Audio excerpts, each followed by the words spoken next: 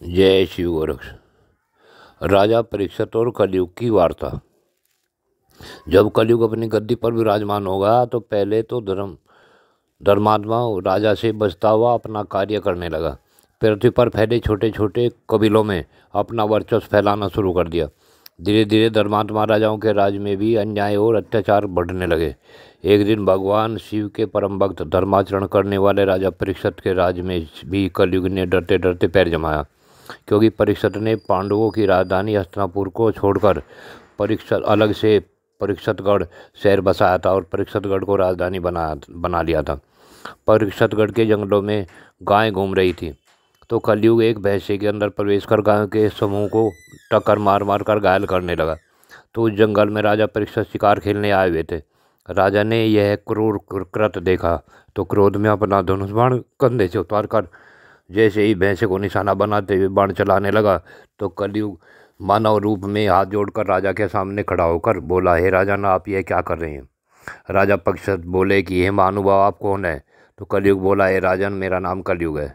आप इस पूरे संसार पर अब मेरा साम्राज्य है। ये गाय इस भैंसे को अपने क्षेत्र में घास नहीं खाने दे रही थी, इसलिए गायों की इस दृढ़ता किए जाने पर ये भैंसा इन्हें इस कृत्य का फल दे रहा है। तो राजा परीक्षित बोले कि यहाँ तो मेरा राज्य है, तुम यहाँ क्यों आए हो? तो कलयुग बोला, इस युग का नाम ही कलयुग है, तो इस युग में सबका सब जगह मेरा अधिकार है। जब तक तुम्हारी राजधानी हस्तिनापुर थी तब तक मैं युधिष्ठिर के तप के प्रभाव से कभी हस्तिनापुर नहीं गया, परंतु तुमने राजधानी बदल दी तो मेरा आधिपत्य पूरी पृथ्वी पर है। तो आप मुझे अपने राज्य में रहने की अनुमति दें।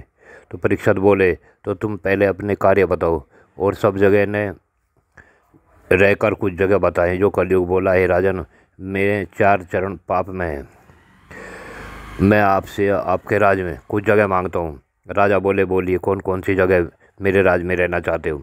तो कलयुग बोला, पहली जगह मुझे स्वर्ण में दे दो, मेरा आपके राज्य में स्वर्ण पर पूरा अधिकार हो। दूसरी जगह शराब में मेरा अधिकार हो। तीसरा वेश्याओं पर मेरा पूरा अधिकार हो। और चौथी जगह जुए जैसे खेलों पर मेरा पूरा अधिकार हो। तो राजा परीक्षित ने बहुत सोच विचार कर इन जगहों पर कलयुग का अधिकार दे दिया। फिर क्या था, राजा का मुकुट ही सोने का था। कलयुग तो राजा के सिर पर उस मुकुट में जाकर बैठ गया और राजा की बुद्धि कुंठित हो गई। राजा रास्ता भटक गया और एक ऋषि के आश्रम में गया। आश्रम में श्रृंगी ऋषि तपस्या में बैठे थे। राजा ने श्रृंगी ऋषि को जगाने बिना ही वहाँ पानी पी लिया। तो धर्म के विरुद्ध था। बिना पूछे पानी पीना भी एक प्रकार की चोरी होता है।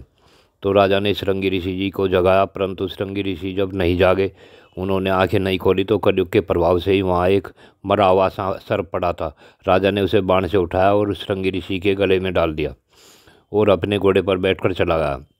जब वहाँ श्रृंगी ऋषि जी के शिष्य जंगलों से लकड़ी लेकर आश्रम में आए तो अपने गुरु के गले में मरा हुआ सर्प पड़ा देखा। तो एक शिष्य ने शाप दे दिया कि जिस दुष्ट ने हमारे गुरु के गले में यह मरा हुआ सर्प डाला है, उसे आज से 8वें दिन नाग शिरोमणि तथिक नाग उस दुष्ट को डसेगा और वह दुष्ट मृत्यु को प्राप्त हो जाएगा। श्रृंगी ऋषि जी का एकदम ध्यान टूट गया और अपने शिष्यों से बोले, हे शिष्यों, ये कार्य किसी दुष्ट ने नहीं बल्कि हमारे धर्मात्मा राजा परीक्षित ने कलयुग के प्रभाव से किया है। परीक्षित गढ़ जाकर राजा को इस श्राप से अवगत कराए और हो सके तो जीवन दान दे। उधर राजा अपने महल में गए और अपना मुकुट उतार कर रखा तो अपने किए हुए कार्य पर अफसोस करने लगे। तभी एक श्रृंगी ऋषि का शिष्य आया और राजा से मिलकर दिए हुए श्राप को बताया और बोला, आप ऋषि मंडली को इकट्ठी कर अपने जीवन के लिए कोई उपाय करे। इतना सुन राजा परीक्षित ने ऋषियों को बुलाया और सुखदेव मुनि ने उसके मुख से प्रभु चर्चा सुननी शुरू कर दी। श्राप की समावधि पूर्ण होते ही तक्षक नाग ने राजा परीक्षित को डस लिया। राजा की मृत्यु हो गई और कलयुग संपूर्ण पृथ्वी पर फैल गया। जय श्री गुरु।